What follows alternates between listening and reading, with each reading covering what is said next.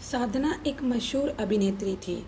उन्होंने बतौर कलाकार 1955 में आई फिल्म श्री 420 से अपने करियर की शुरुआत की। साधना कट के नाम से उनका हेयर कट काफ़ी मशहूर हुआ। 1960 में आई फिल्म लव इन शिमला में उन्हें बुलंदियों तक पहुंचा दिया। उन्हें हिंदी सिनेमा के इतिहास में सबसे बेहतरीन और प्रतिष्ठित फिल्म अभिनेत्रियों में गिना जाता है। वे अपने समय में सबसे अधिक कमाई करने वाली अभिनेत्री थी। उन्होंने मेरा साया, राजकुमार, मेरे महबूब, वो कौन थी जैसी कई सुपरहिट फिल्में दी।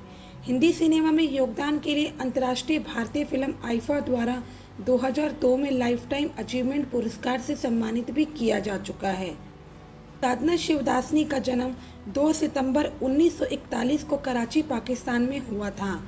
उनके पिता का नाम शेवाराम और उनकी माता का नाम लाली देवी था।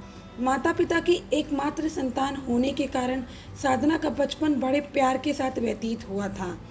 1947 में भारत के बंटवारे के बाद उनका परिवार कराची छोड़कर मुंबई आ गया था। उस समय साधना की आयु केवल 6 वर्ष थी। साधना का नाम उनके पिता ने अपने समय की पसंदीदा अभिनेत्री साधना बोस के नाम पर रखा था। साधना ने 6 मार्च 1966 को निर्देशक R.K. नैयर के साथ शादी कर ली तथा 1995 में उनके पति का देहांत हो गया। साधना बतौर कलाकार उन्होंने 1955 में आई फिल्म श्री 420 से अपने करियर की शुरुआत की। उस वक्त वो 15 साल की थी। दरअसल साधना को एक विज्ञापन कंपनी ने अपने उत्पादकों के लिए मौका दिया था। उन्होंने भारत की पहली सिंधी फिल्म आवाणा में काम करने का मौका मिला, जिसमें उन्होंने अभिनेत्री शीला रमानी की छोटी बहन की भूमिका निभाई थी। इस फिल्म के लिए इन्हें ₹1 की टोकन राशि का भुगतान किया गया था।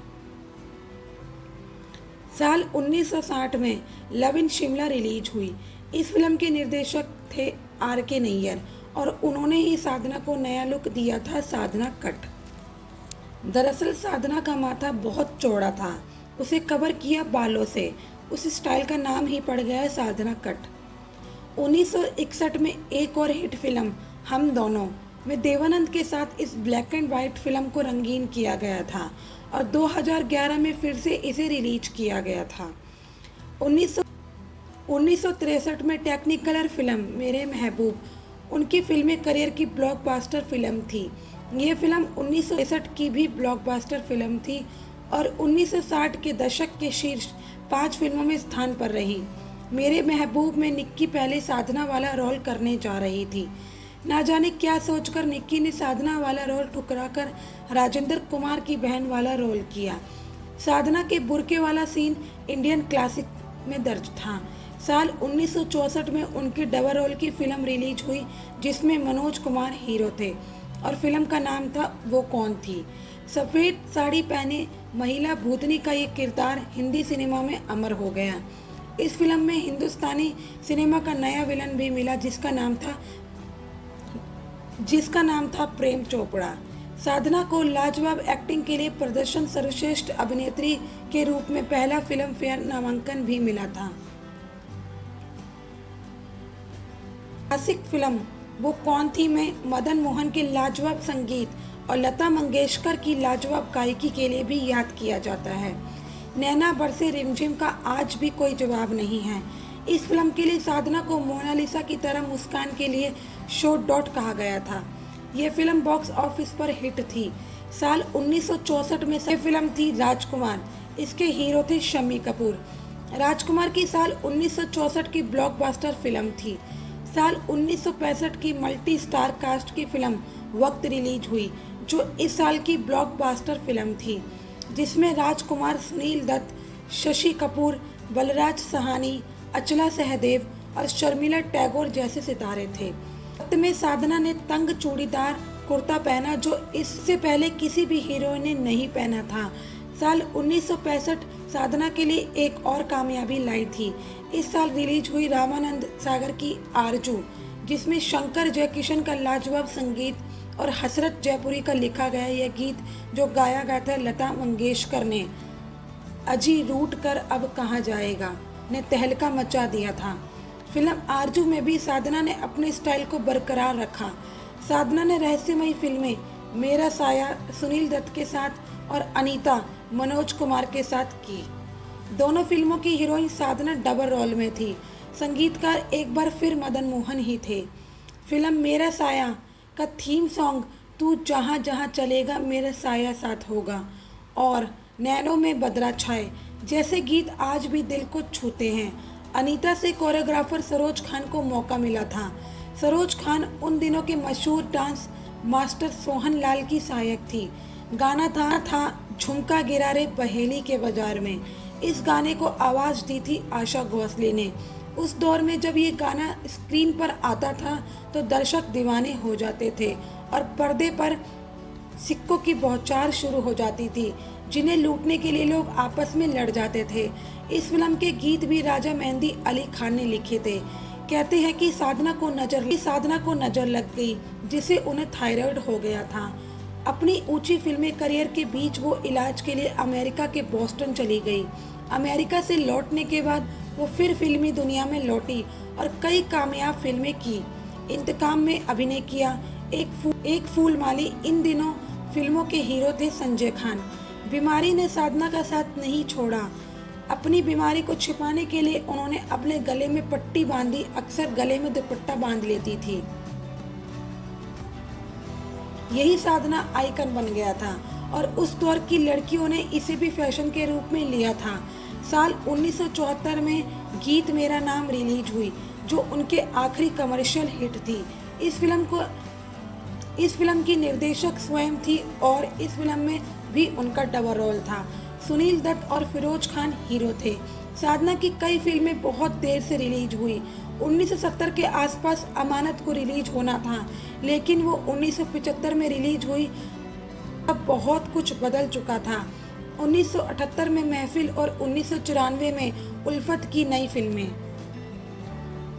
उनकी प्रमुख फिल्में श्री 420, अवाना, लव इन शिमला, परख, हम दोनों, एक मुसाफिर एक हसीना, प्रेम पत्र, मनमोजी, असली नकली, मेरे महबूब, वो कौन थी, राजकुमार, पिकनिक, दूल्हा दुल्हन, वक्त, आरजू, मेरा साया, अनीता, स्त्री, सच्चाई, इंतकाम, एक फूल दो माली, इश्क पर जोर नहीं, आप आए बहार आई, दिल दौलत दुनिया, हम सब चोर हैं, गीता मेरा नाम, छोटे सरकार, वंदना, अमानत, महफिल, नफरत, आखिरी निश्चय, उल्फत की नई मंजिलें। गुजरे जमाने की खूबसूरत और बेहतरीन अभिनेत्रियों में से एक साधना का नाम गिना जाता है। लड़कियों के बीच चूड़ीदार सलवार का फैशन मशहूर करने का श्रेय साधना को ही जाता है। उनका हेयर स्टाइल साधना कट नाम से आज भी मशहूर है। इस हेयर कट की कहानी भी मज़ेदार है।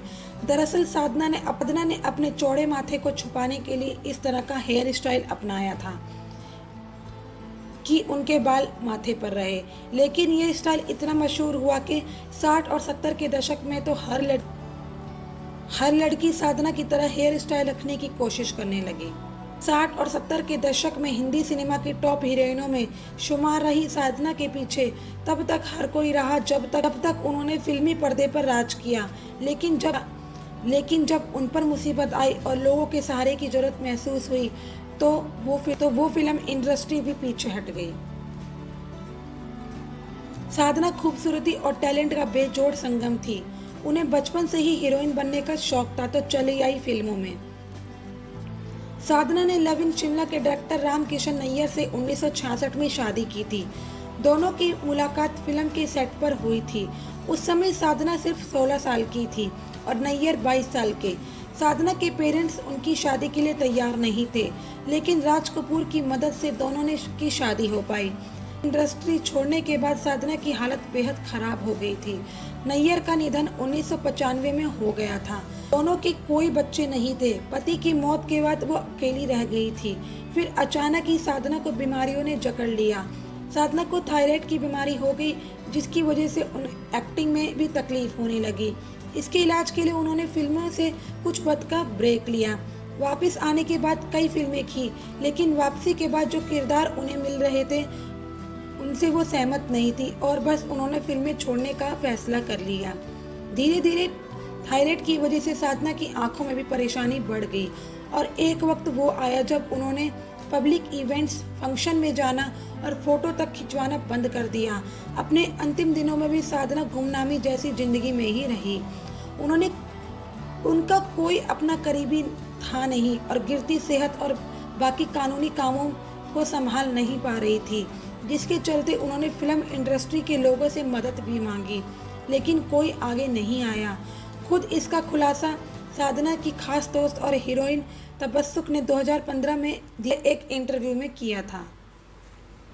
क्या रिलेशन है साधना का आफताब शिवदासनी से? वे दरअसल साधना के पिता के भाई हैं, यानी कि साधना के चाचा। उस तरह से एक्टर आफताब शिवदासनी साधना के चाचा के पोते हैं। साधना के पिता और एक्ट्रेस बबीता के पिता हरी शिवदासनी सगे भाई थे। इस तरह देखा जाए तो साधना बबीता की बेटियों करिश्मा और करीना की आंटी थी।